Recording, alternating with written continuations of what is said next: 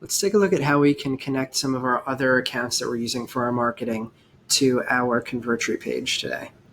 So we're going to come into our Convertri homepage and we're going to click on Accounts. So we're going to go from there to Integrations. And as you can see here, Convertri has a wide array of different sites that you can easily connect to your page. We're going to look today at connecting our AWeber account to make sure that we can carry over our email autoresponders and also our forms so we can connect them to our landing pages. So we're going to click Setup when we find AWeber.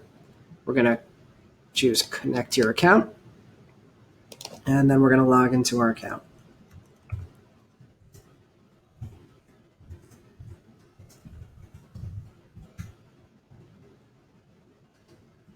We're going to allow access. And just as easy as that, our AWeber account is now connected to our Convertri account. And this will allow you to, like I mentioned, connect some of the forms that you're creating within your landing pages to your email autoresponders. So let's take a quick look at an example of this.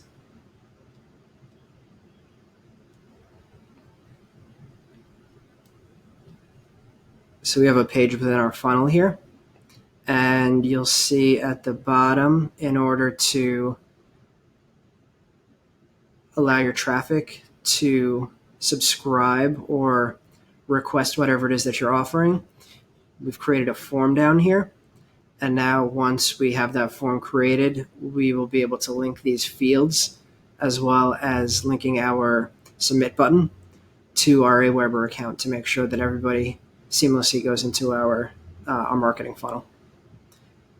If you enjoyed this video and you want to see others like this, you can either subscribe to my page and check out my Convertri how-to series, or you can click on the link to the right and look at the check out the Convertri page.